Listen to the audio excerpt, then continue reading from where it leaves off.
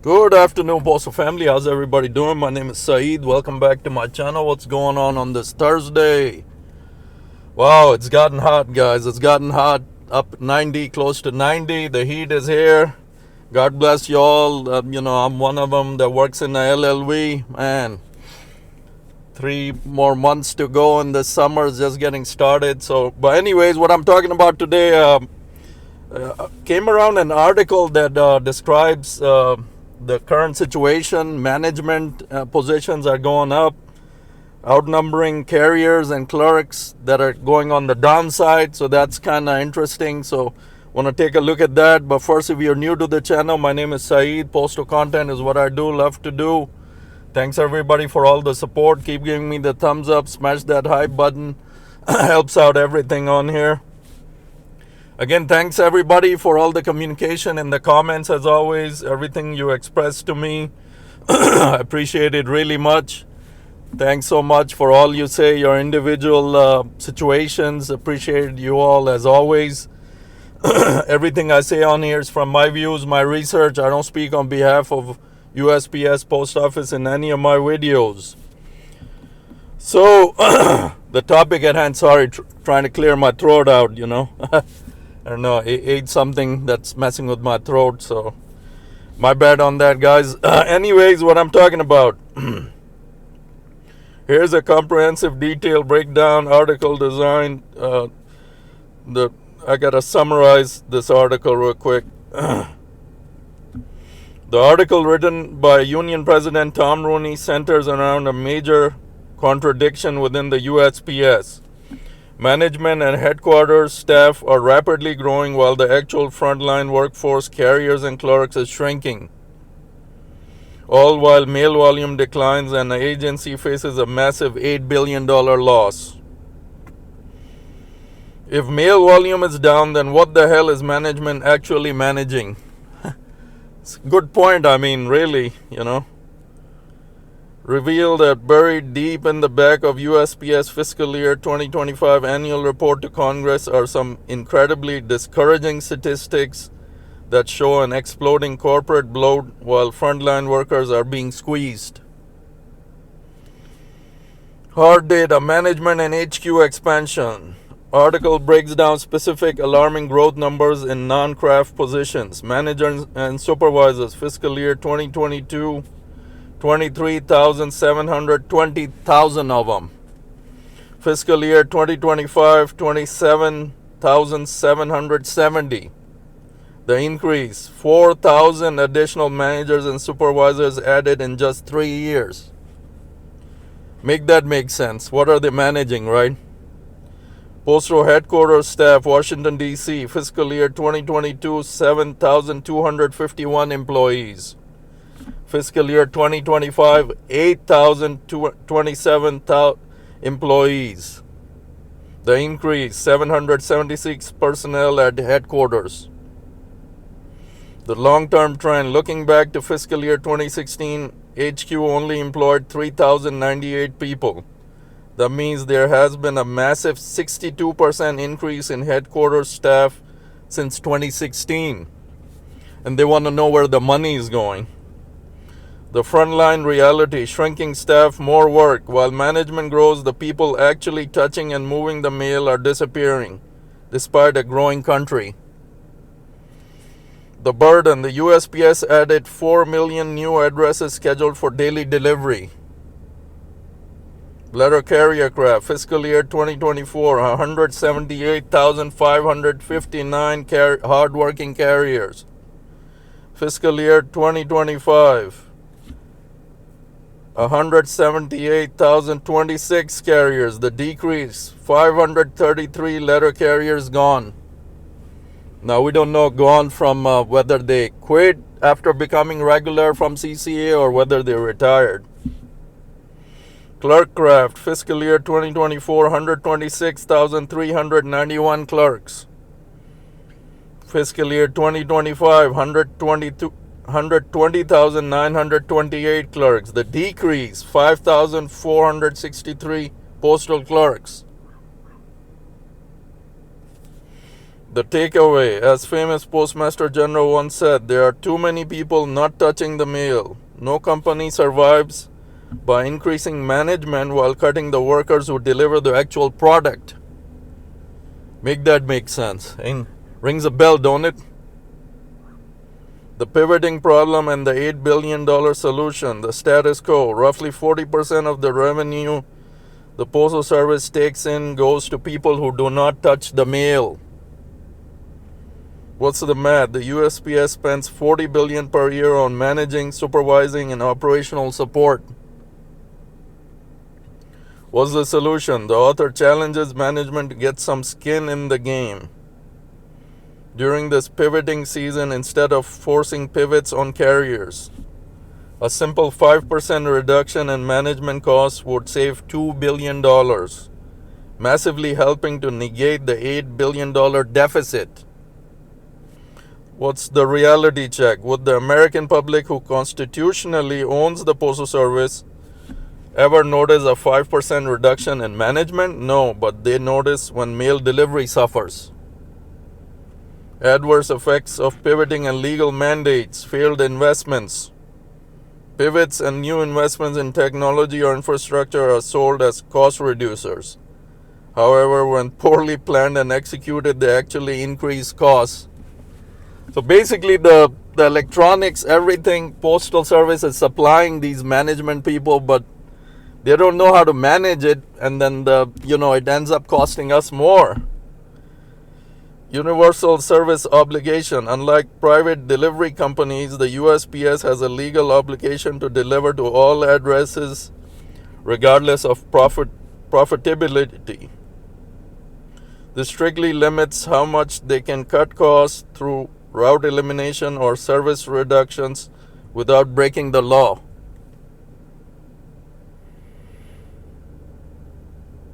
So basically we're looking at different things, management outnumbering the carriers. Now carriers are retiring, clerks are retiring, so that looks at it. But any way, shape or form you look at it, management outnumbers carriers, how much they added, and something has to be done. This model currently the way it is not going to survive that long. Now they're asking for government for a bailout. So we all know why. We know where the money is going, but how do we change things up now with so many managers and supervisors? Not all are bad. I'm not gonna say that. Some work their way up from carriers, but some are intelligent enough to use the technology that's presented to them. So that doesn't go ultimately to all of them. Some are, like I said, they know what they're doing and they deserve that management slot. Some don't know what they're doing, and they're just sitting there, doing nothing. But things gotta change at any which way possible. Things gotta quickly change. Actually, the Postmaster General has said we're running out of money.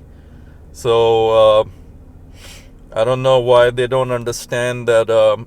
You gotta shift formats a little bit and not hire that many more managers and hire more carriers, which they are. But this article was just looking at the staggering numbers of how much the difference is, and in the last few previous fiscal years, how many more managers they've added. 4,000 in 2025 in comparison to 2022. And postal headquarters, they've added close to 1,000 more.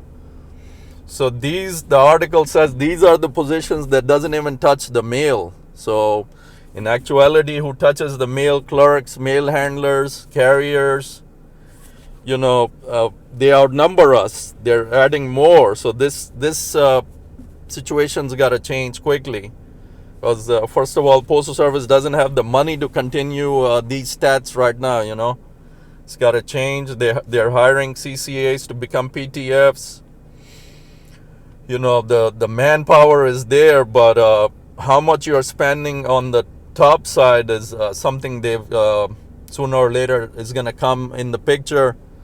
That's this model right here is not working. It's very unbalanced. So they've got to change a few things up, for the betterment of the postal service at some point. I mean, the higher ups, the postmaster general is going to realize sooner or later what needs to be done.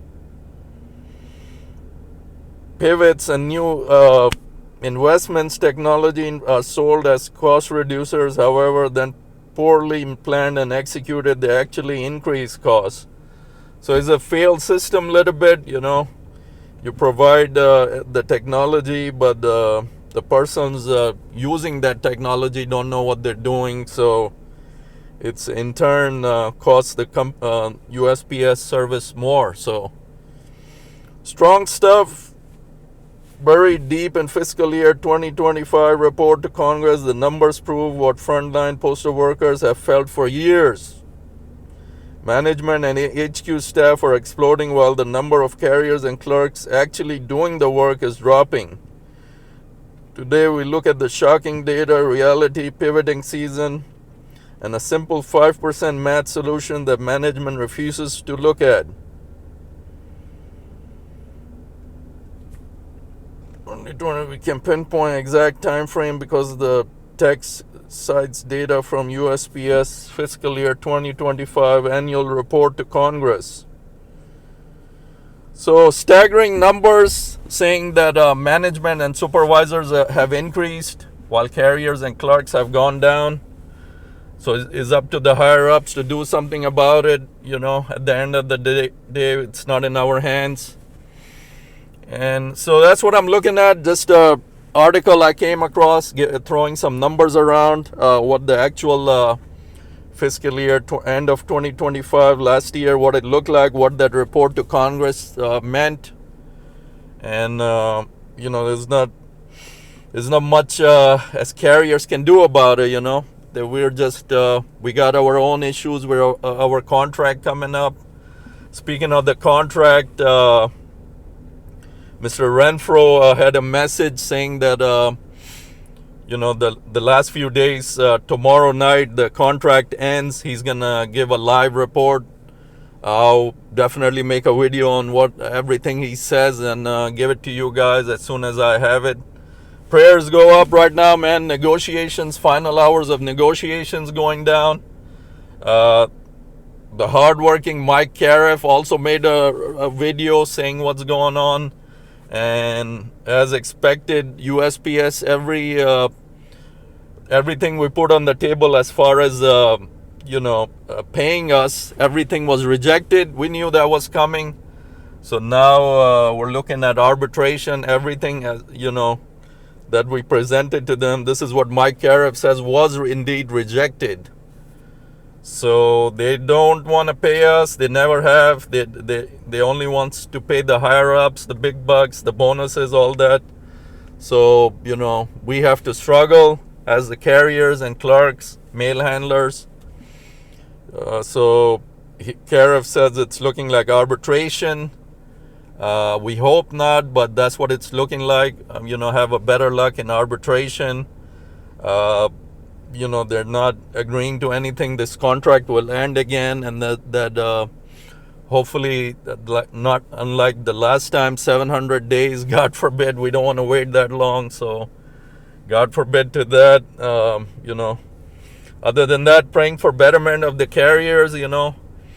Our things on the table are getting rejected. Our deals as far as the table 1, that's still up for grabs, making everything in table 1 and eliminating table 2 entirely so we can get to the top pay sooner than what it is right now, 13 and a half years, which makes no sense. And another thing he mentioned is that we're always being compared to others in the same industry. So he's looking at UPS. If that's the case, they top off in 4.5 years. So even if we jump to 7 or 8 years, that will be something better. But we want to do better than that. We want to do 5 or 6, But USPS is not going to agree to this, of course, and is going to go to arbitration, which failed us last year. you remember, our good old Mr. Renfro presented the tentative agreement, identical what we rejected by 60,000 votes. That was presented to the arbitrator, and it was approved coincidentally. And it was a shock for all of us. It was a major disappointment, failure on part of Renfro. But as of today, he's still sitting in the main seat collecting the 6 figures from our union dues, right? So things definitely got to change. A new president has got to take over 100%. There was some news saying that check this out, if the vote is too close to call, guess who retains the president's seat? The worst case scenario, man. I don't even want to say it. But anything I come across that I can remember while making this video, I want to get it out to you guys. So, this is a very unusual scenario. Some shop stewards, even at my station, were talking about it. If the vote is too close to call between Cariff and James Henry, this dummy is going to retain his seat, man. Worst case scenario, nope, we can't have that. Don't even think about that right now. I'm telling myself, don't even think about it that right now. That's the worst case scenario. We need a new president. You all continue to tell me I need to shift towards Cariff. And rightfully so, what you're saying. I totally understand, appreciate what you're saying. This guy is standing up. I've been watching him, all his videos that he presents. To the point, everything carriers need. Everything this man says, awesome. I want to give him thumbs up, man, right now. I appreciate what he's doing. But you all ask me why I stick with Henry. He's another one of the Renfro. Like I always say, I beg to differ. Henry, granted, he's the vice president, but he's never had the main seat. Let me give you an example. In an airplane cockpit, the captain is flying, right? Then there's co-pilot, and back you have the engineer. So imagine the flight always flying, and the captain never gives control to the first officer. That's kind of sort of what is going on with James Henry. All the negotiations he's been kicked out of. The Renfro never gave him a chance. So that's what I always say. I don't know how there's very few carriers that relay this message, that James Henry never had the top seat. Never was in full control of everything, making decisions. He always got kicked out. With Renfro always didn't include him in the top negotiations. So you can't look at that and say he's another same. He never had the call. Let him have the top seat. Then what he does, then judge him. This is all I say. And I have to say it in each time, because a lot of you are telling me to switch to Cariff. Rightfully so. I see what you're saying. He's an awesome character, awesome guy. Everything he says stands up for the carriers. Much respect always. But I want to see Henry with the main seat. May the better man win always, of course. Henry or Cariff, they're always they're neck and neck right now as far as ideas. So, of course, may the better man win. But, Henry hasn't had the top seat. That's where my case comes in. Let him have the top seat. Let him have full control, everything. And then judge him, not before. Right now, good. Cariff is looking good, very good. He's doing his thing. But at the same time, Henry needs to have the main seat to count as what he can do, what his power is to help out the carrier craft. So that's it for this video, guys. Just wanted to bring across this article that I came across about the fiscal year 2025 and the report that was made about the numbers, how management is, being hired more, and the carrier craft and the clerk craft were losing people. So hope everybody is doing good. That's it for this video. Thanks for tuning in to me as always, guys. Once I have Renfro's information tomorrow night before the contract ends and what's going to happen, immediate video, guys. So stay tuned to that. Until next time, Mailman Syed out. See you guys. Stay safe.